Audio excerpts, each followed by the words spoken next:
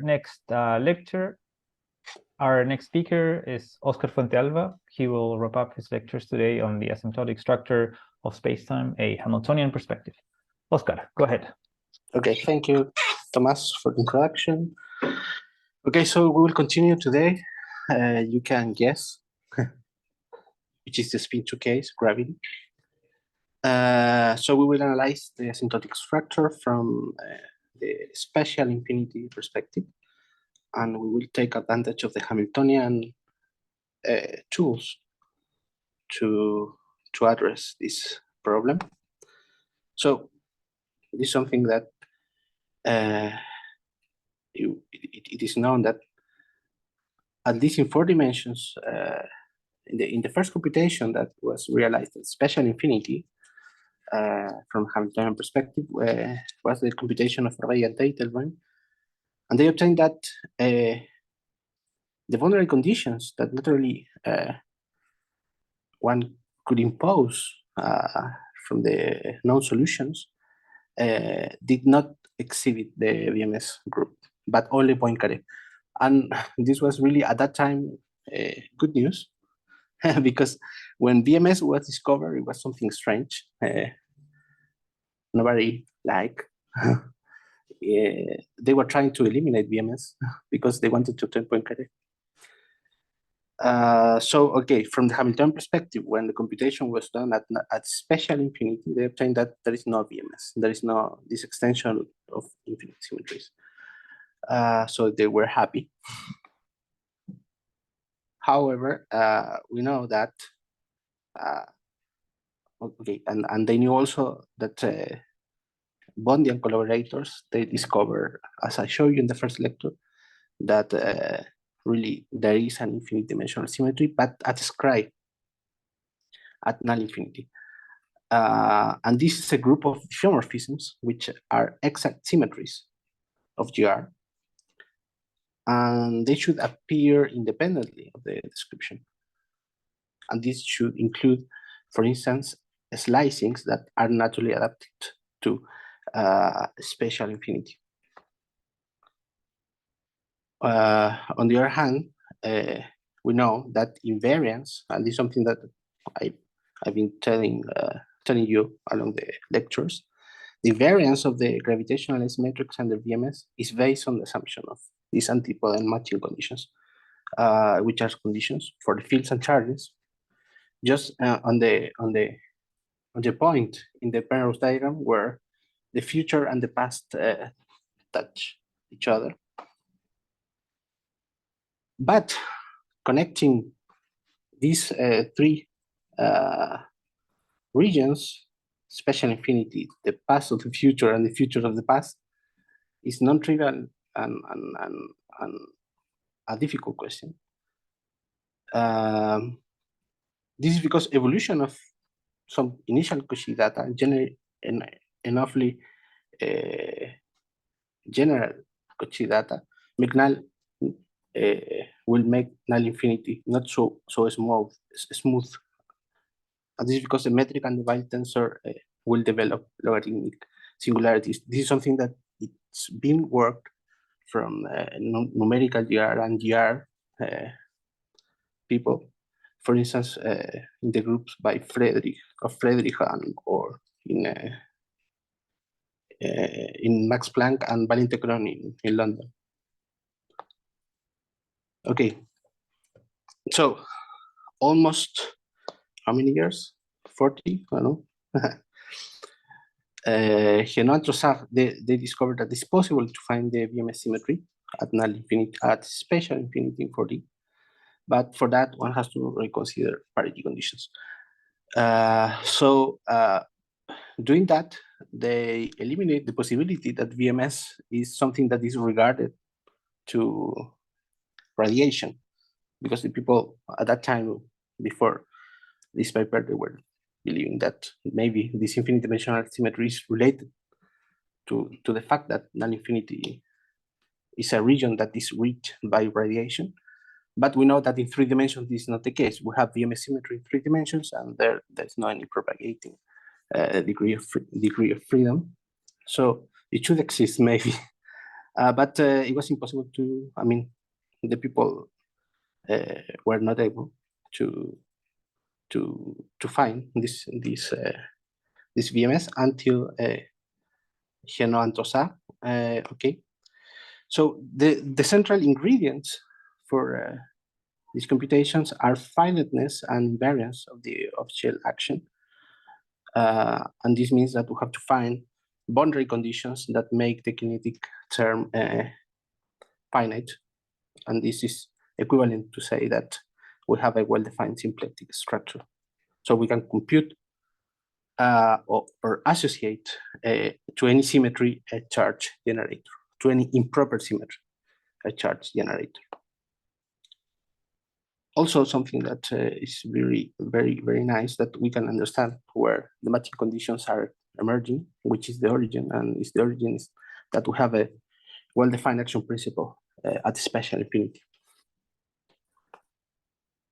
So in this lecture, I will review the papers by Ray and Teitelboim from '74, and also the papers of Henneaux and Troessaert from some years ago, 5 years ago, and also the new results that we have about the existence of this, what we call the logarithmic supertranslations, which are obtained from a relaxation of the asymptotic behavior of the gravitational field. Okay, so we start with the Hamiltonian form for Einstein gravity.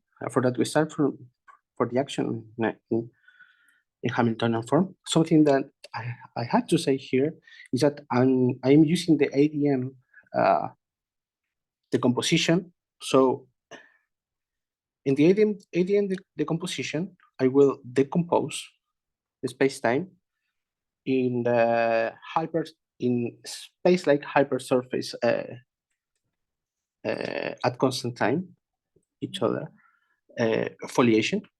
So if we have two hypersurface, this hypersurface are going to be separated by this distance, and n, what we call the lapse function,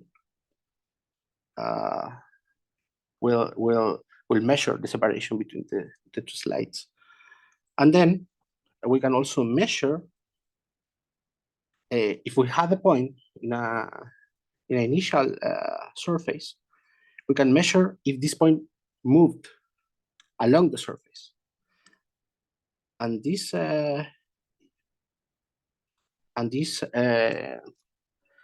movement is captured by the shift function, which we call Ni.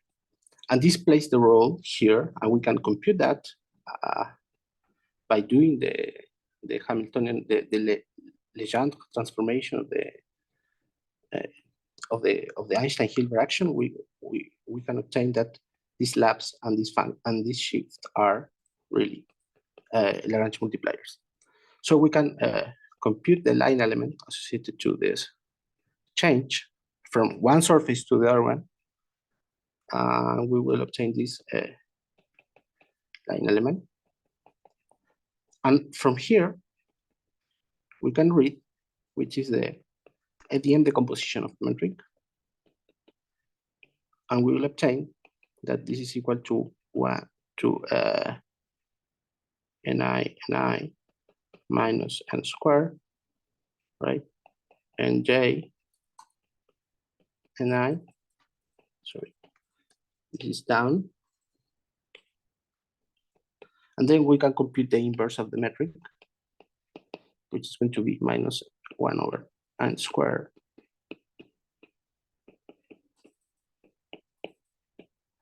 And then we have the inverse of this part.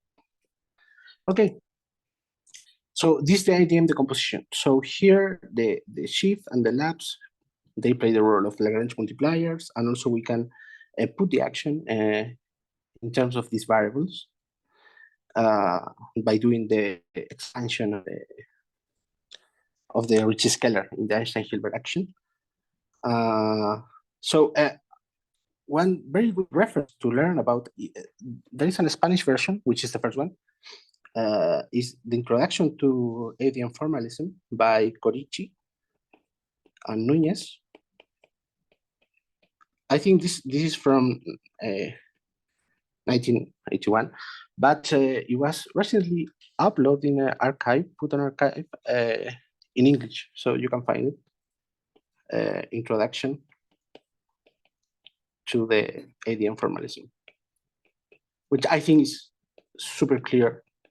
You can also go to the real papers of ADM in the 60s and Dirac maybe in the 50s, but I think this introduction by Corici and Núñez is really good. Okay, so we are ready with that. And okay, so we have the Hamiltonian action. And so this Gij is the spatial component of the metric. So from now on, this is going to be when I write when I write the metric, this is going to be the spatial of the G mu nu.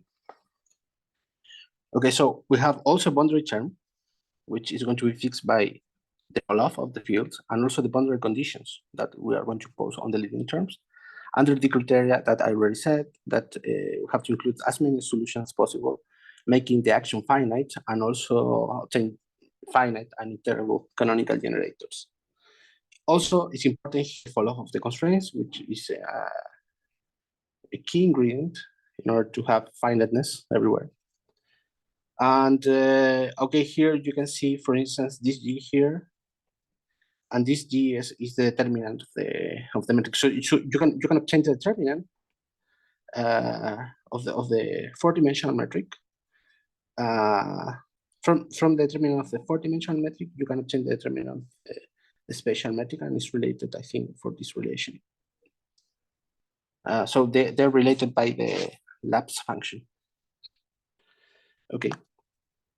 So the symmetries in Oscar, this case. sorry, yes. Sorry to interrupt. I have a question.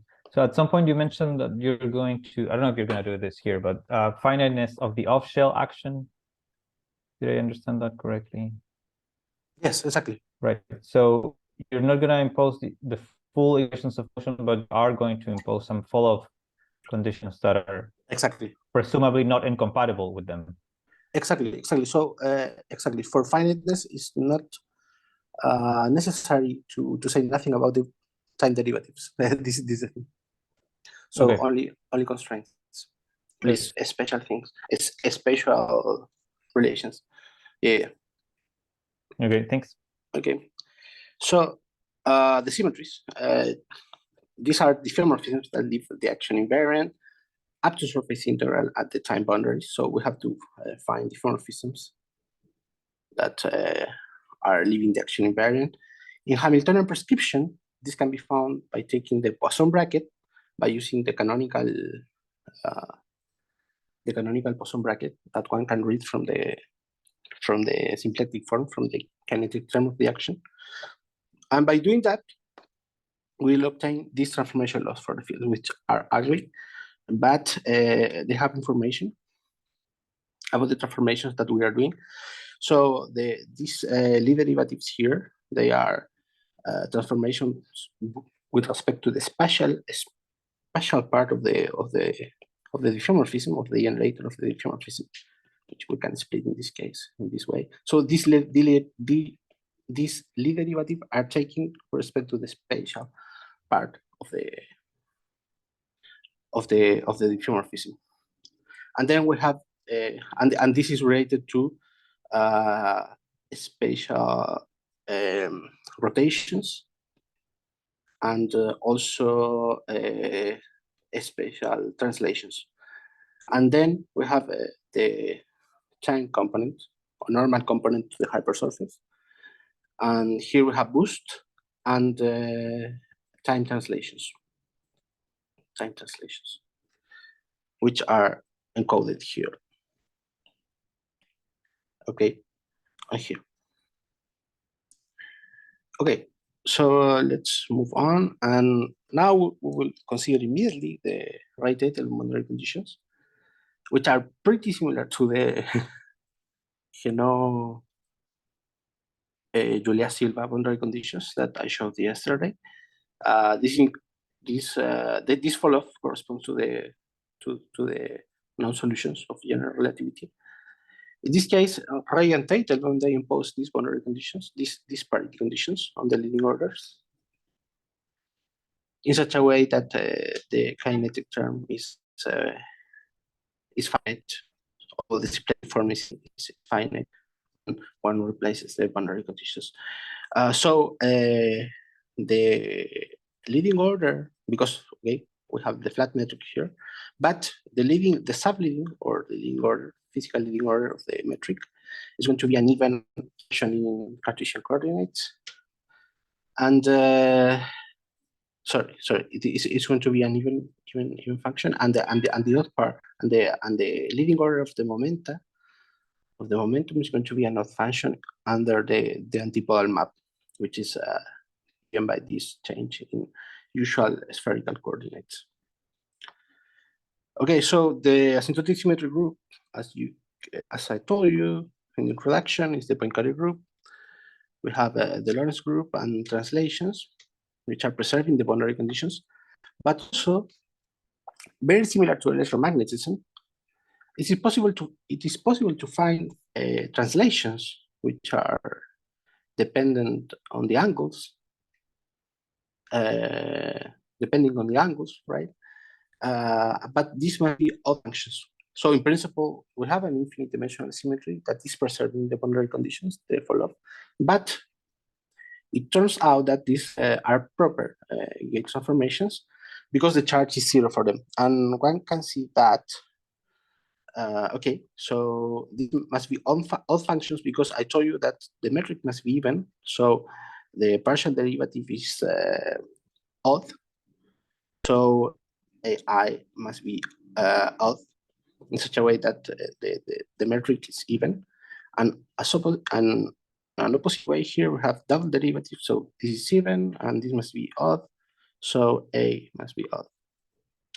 If you plug this result in the chart, which we already compute, we obtain that we have odd functions in all of the integrands. And this is because the surface element is proportional to the normal vector to the spheres. So these are odd functions.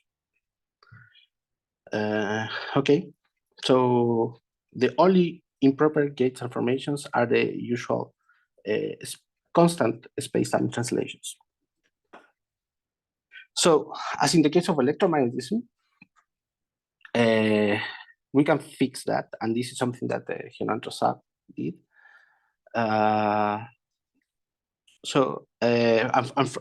for doing that, we will impose these other asymptotic conditions, which are relaxed with respect to the raditative and boundary conditions by deformations that asymptotically takes this form.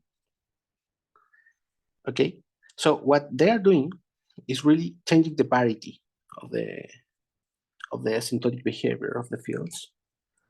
So if we had an even function for the metric, we'll have now an odd function. And the deformation is given by this expression here. So we find that the spatial deformation, which is affecting the metric, is going to be an odd function, an even function. And also for the momentum, we need an even function here, so we have a double derivative, and this means that this capital V must be even under the antipodal map. So this is the solution. This is the proposal for the solution, but we have problems again. As in electromagnetism, we have the problems with the boost, and I wrote here the problem is that we are taking the derivative of the symplectic form, and we are taking a surface term that is not 0. And for solving that, okay, these are the boundary conditions. Sorry, the follow-up for in spherical coordinates. These are the parity conditions. So for solving that problem, Marc and Cedric, they realized that we can impose that lambda A. What is lambda A? It's the order 1 of the mixed radial angular part of the metric. Could be 0. They try to explore other possibilities, but they arrive to the conclusion that this is the consistent possibility that is making lambda A equal to 0. That is equivalent to say that this component of the metric should have a faster falloff.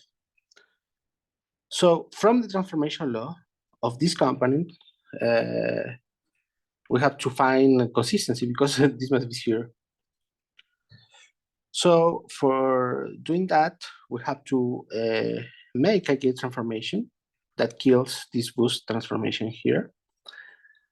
So this term is 0 when lambda is 0, and yes, and that's all. And if we make this gauge transformation with this parameter, we will find an integrally charged contribution, which is this one, which is a contribution to the boost charge, because this is the boost parameter, which is related with the parameter bi, the constant bi and bi that I show you in Cartesian coordinates. It is related to this by this equation, where this ni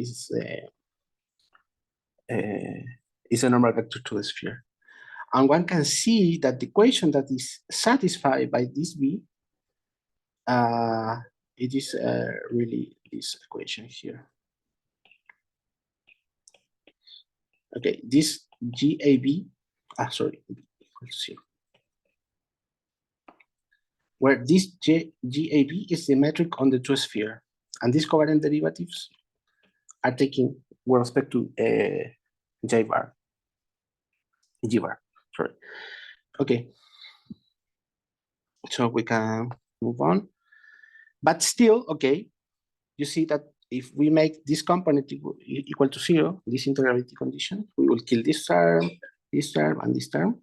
But still we have this term here. So here we can make use of an additional corrective gauge transformation, which is very nice because this, okay, this is producing a non-integrable term in the chart, but it's really killing this term here. So, okay, by doing all these additional gauge transformations, we obtain an invariant symplectic form. And by the Poincaré, we can compute the canonical generator. Okay. So let's see the kinetic term. The kinetic term, if we replace the boundary conditions in new boundary conditions, in spherical coordinates, we'll obtain this term, which must be 0 because here we have a log divergence under integration in R. And these are the parity conditions for the momentum.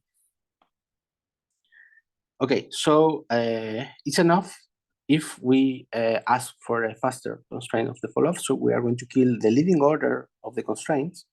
We're impose this condition. We are not losing any solution by doing that, but it's an extra requirement, which amounts to impose these equations for the dynamical fields, for the leading orders of the dynamical fields. So by doing that, the kinetic term is going to be invariant. So this term is going to be 0 by virtue of the faster falloff of the constraints. Okay, so the diffeomorphisms that are going to preserve this set of asymptotic conditions is going to be the VMS group, but written in this strange parametrization, Hamiltonian parametrization. Why? Because we have the Lorentz group, but supertranslations are represented by two kinds of functions. And one can show that only the even part of t and the odd part of omega are improper gauge transformation. So as in electromagnetism, again, we have two functions in Hamiltonian prescription with different parities. So, which is very nice, and something that it was proved by Cedric, is that this charge reproduces the supertranslation charge and null infinity in the limit, in the past limit when it's touching spatial infinity. And for doing that, we have to use this parameterization that's resolve the spatial infinity. And we can connect the parameters at null infinity, which are obtained by taking the limit. This I think I wrote lambda, these order coordinates. So if we take the limit s equal to 1 in this combination, we will obtain the usual parameter at null infinity. And evaluating this parameter in 0, we'll obtain the omega function, which is odd. And then taking the derivative in s equal to 0, we obtain t. Why we're evaluating in s equal to 0? Because in s equal to 0, this is equivalent to the point t equals 0 in the usual coordinates that we are using. So okay, and the parameter in this hyperbolic foliation of the Minkowski spacetime must satisfy this equation here, where this covariant derivative is taken with respect to the hyperbolic foliation. So Minkowski spacetime is hyperparameterized in a direct product of R times ds3. So this is the covariant derivative with respect to ds3, the sitter in 3 dimensions. Perfect. So we recover by doing this procedure, we recover the charge at infinity. The algebra takes this really strange form because the algebra, I mean, the transformation of the parameters that I showed you in the first lecture, it was really nice because we had only 2 functions. Oh, okay. We have f, if I don't know if you remember. Sorry, we have alpha, and we have f of a, fa that was conformal Killing vectors. But here we have y and b, which represents Lorentz. They represent Lorentz, and we have t and w, which represent supertranslations. And you can see that by doing boost, you are passing from time translations to spatial translations. So boosts are commuting these 2 kinds of supertranslations in Hamiltonian formalism.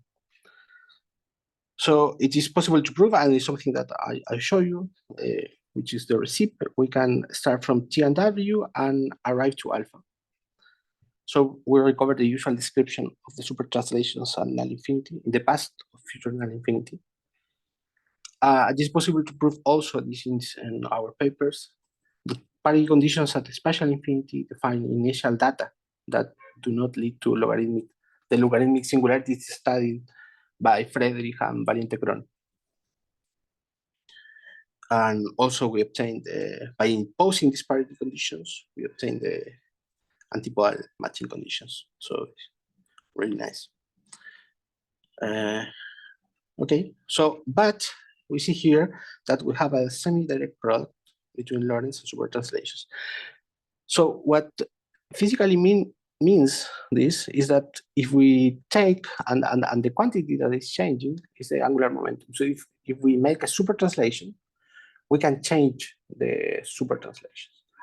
So sorry, the angular momentum. And this is something that it was used in this paper of for Joachim Pirrer and Strominger in order to argue that it's really possible maybe to measure the presence of supertranslations by measuring the change in the angular momentum, in that case of superrotations, which is the generalization of the angular momentum. So, okay, this is something that it's happening in the BMS algebra. So let's see what's happening now if we, in the same spirit as in electromagnetism, it would be possible to relax consistently the asymptotic behavior of the gravitational field by log terms. Now, log terms in the radial coordinate at the spatial infinity, which is not the same as the log terms that we were trying to avoid at null infinity. Yes.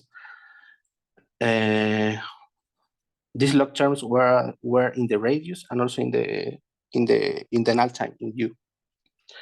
Here we will consider just log terms in the radial coordinate. So for that, we will consider gauge or deformations, which are a bit different from the ones that Henneaux and Troessaert considered, which I wrote in red. And we'll find that, and this was a surprise for us because we were not trying to do this, but we realized because of the structure of the algebra that it was possible to make a decoupling, the decoupling of all supertranslations. And with that, we're able to solve this problem because it's not a problem, it's a characteristic of the algebra, that the problem of the ambiguity of the angular momentum in GR. Okay.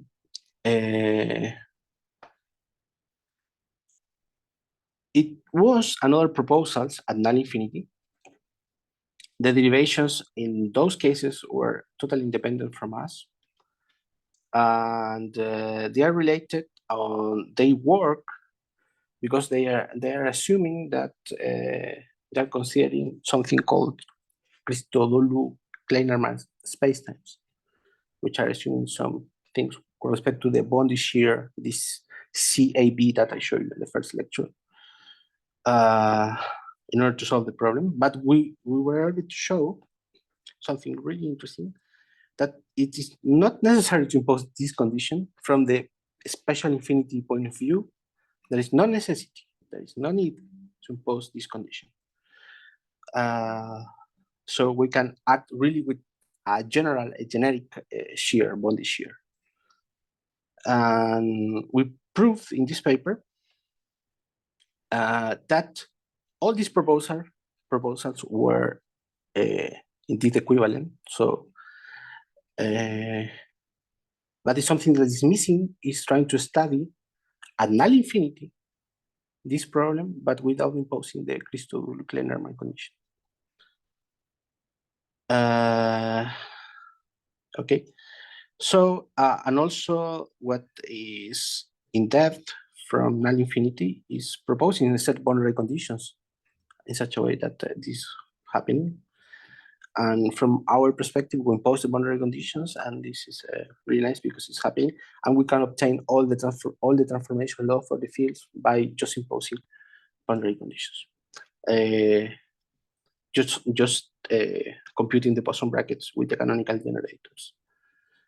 Okay, so we move on. Now, if we replace the boundary conditions that we are proposing, we'll obtain divergences in the symplectic structure, unless we ask again for the faster fall-off of the constraints, but also it's important to impose certain parity conditions on these log relaxations. So unlike electromagnetism, we can solve the boost problem by just applying gauge transformation, in this case deformations, very special deformations. And because we have now more symmetries, because we have logarithmic deformations, it is not necessary to impose this condition lambda a equal to 0. So we can really have an arbitrary lambda a. Okay. So as I told you, these boundary conditions are invariant now under a bigger group, which includes VMH supertranslations and also logarithmic supertranslations. So these logarithmic supertranslations are canonical conjugate, but only to the pure supertranslations, not the constant translations, the spacetime translations, only pure supertranslations. This means that these are the higher modes of in the spherical harmonic expansion of the functions, the higher modes of the parameters. Okay, so if we now consider these log relaxations. These are going to be explicitly in this way. So they are terms that are growing slower with respect to the radiated theorem of Henneaux and Troessaert boundary conditions, but by a log. Okay. So we have that the leading orders were twisted parity conditions, obeying twisted parity conditions, but now the log orders are they're going to have the opposite parity conditions with respect to the diffeomorphism that is going in the older leading orders, in the sub-leading orders.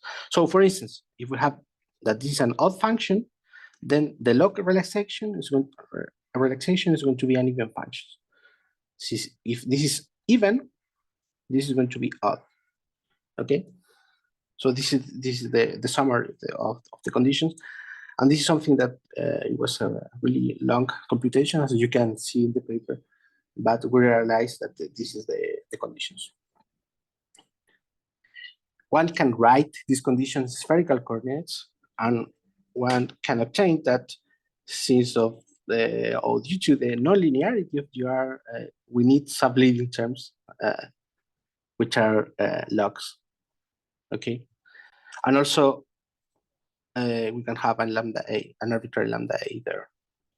So for seeing these details, please go to this paper that we published last year. Okay, where you can find all the details. So the kinetic term is going to have divergences of this kind. All these divergences can cancel by asking for these conditions. Very faster follow of the constraints, and also, as in the case of the Henneaux and Troessaert boundary conditions, we have the boost problem, and this can be solved by just doing subleading diffeomorphisms, and it is not necessary to impose, as I told you, this condition. And you can see why is this possible, because the transformation that is going to eliminate at the end of the day lambda a from the picture is going to be a logarithmic supertranslation. Okay, along the boost. Okay, so you could worry about, because here we have a non-local in space operator, but fortunately this operator is killing the zero modes of the function that we have here. So as it's killing the zero mode, we can apply the operator. It's killing the zero modes of this operator. Okay, or the lowest modes, really. Okay, so we are fine. So at the end of the day, we have these diffeomorphisms. These are preserving the boundary conditions. We have the Lorentz group. We have super translations, and we have to pay attention here because before this used to be an odd function for the Henneaux and Troessaert boundary conditions, but here in our new boundary conditions, this can be really a general function, so they can have both parities. But in the log super translations parameters, we'll take into account the even part of the omega parameter. The omega parameter is the one that is appearing here in the radial component of the diffeomorphism. Okay, so okay, so opposite. Okay, this function must be even, something I forgot to say, but parity conditions implies that this T log is odd, and you can realize that this must be even. So they have the really almost the opposite parities. So these are going to be the charges. We have the super translation charges, which we can compute with the formula. with the formula from the symplectic form, and you can find that this is integrable in phase space immediately, and is finite. And we have the super translations and also the log super translations. Okay. These functions u and b are related with the functions bi and b that I showed you at the beginning, when they are written in terms of the spherical coordinates. Okay. So the algebra.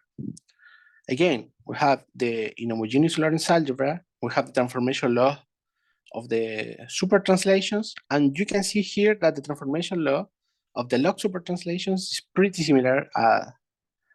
It's the same as the super translations. So it's they are transforming in the right representations, in the right infinite dimensional representation under the Lorentz group. Perfect. But something extra that we have here is the presence of central charges in the algebra. So we find that the mixed terms in the Poisson bracket of the generators is different from zero, but it's not depending on phase space. It's only depending on the parameters. So they are central charges. Okay. As I told you, because of the parity of these fields, this is different from zero. Because this, I think, was even, and this is even. I think this have an odd part plus an even part, but this is odd. So it's only seeing the odd part of W under the integral. Okay. So, as in the case of electromagnetism, we can see that the presence of these central charges allows us to decouple all supertranslations, pure and logarithmic supertranslations from the Poincaré algebra. This means that if we had this structure for the algebra that we called log VMS, because of the presence of these guys, we can decouple completely the higher modes of the super translations, these higher modes, but not the lower modes. So we have our Poincaré algebra untouched. By doing this, I already told you we can solve the angular momentum ambiguity in general relativity. I will show you how this is done. This is the structure of the log VMS algebra. Okay, so we have Lorentz. We have Poincaré. We have the cross terms, which are saying essentially that we are transforming the angular momentum and, the diffuse charge and the angular momentum. They're different from zero under super translations. And also we have the central charge. So the thing is trying to find an isomorphism of the Poincaré algebra of M, so another M tilde, in such a way that the new Poisson brackets with respect to M tilde is zero. And this can be done by this definition, which is the same spirit as electromagnetism. Why? Because we are shifting the Lorentz generators by quadratic combinations of the super translations. Okay. So we can obtain, and this is computed in this paper. Yes, in this paper.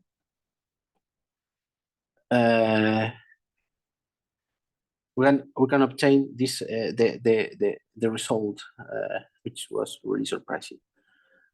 So we were to decouple completely the super translations from the Poincaré algebra. Okay, so now I think it's time for final remarks. We found that along the lectures that the asymptotic structure of ER is super rich when this is studied from spatial infinity and null infinity. we obtain the same asymptotic symmetry group from both approaches in the case of the Henneaux and Troessaert boundary conditions. And we are able, for those boundary conditions, to identify the fields and the symmetry generators when we make the match between the past and the future of null infinity, and the of both regions, scribe plus and scribe minus. We have also seen that we can enlarge the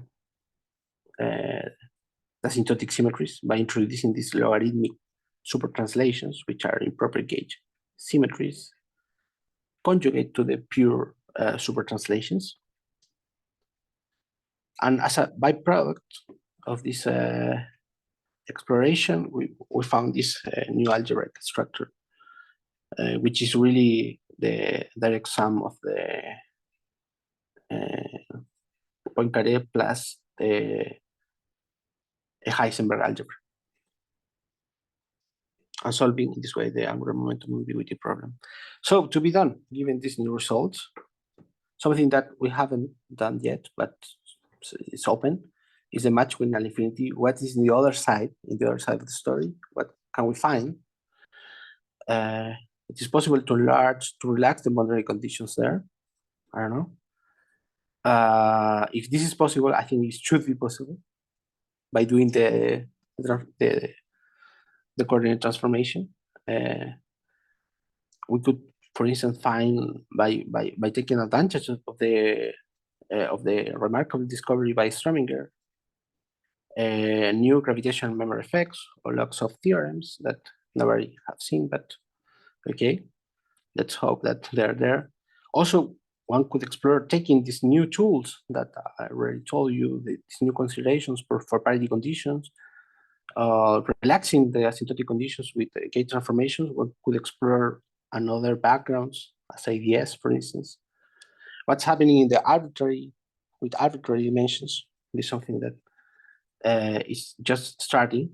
We were able to define BMS5 with Marc and Cédric, and also and in 5D, where it's supposed to that it is not possible to define supertranslations, but we did it because we were working at spatial infinity. The problem with 5D, something that I should say, is that you can have different kinds of fall-off, because the fall-offs that we are considering usually at spatial infinity are of the Columbian type. This means that we have integral powers of the radius in the fall-off. But in 5D, you can develop, for instance, half integer exponent for the fall-off. And this is a problem for defining the conformal compactification of the space. So this is an open problem at null infinity in 5 dimensions. So the Penrose compactification is not working in odd dimensions. This is one problem. This is because null infinity has not been explored. But spatial infinity, we can avoid all of this, and we discover this new algebra. In this BMS5 algebra, it is also possible to decouple all the supertranslations. This is something that we'll publish this week, I hope. We'll put on archive the paper. So one can go up, BMS6 or BMSD. This is a difficult problem in general. Also, trying to find a unified description. This is something that Eloy asked me yesterday. Which are what's next? I think this one next. this is something that we should solve, because we have to work in by patch in the different regions. But it would be nice to have a unified description of the asymptotic structure. That is something that is open. Super rotations, this is a very difficult problems from the point of view of spatial infinity, even at null infinity, because we have the local conformal transformations, which are not well defined. They're not globally well defined. And also we have this other proposal by Campigna-Lada. But the problem with that definition is that they are not obtaining really VMS diffeomorphisms. They are obtaining something that they call VMS transformations, because the transformation law of one of the fields is not a diffeomorphism exactly. So we have to define superrotations in an accurate and a precise way. Spatial infinity could be a good arena for addressing that problem. And also we have the problem, right, of jam mills that Marcelo was asking you yesterday, and something that we have to solve in the near future. That is not possible to find color charges, as in this infinite tower of color charges at spatial infinity. It would be nice trying to find a way to solve that. Okay, so thank you for the invitation, and thank you all for listening to me for 3 hours. These 3 hours you have listened, so thank you. Thank you very much, Oscar. Spot on time again. Amazing. Are there any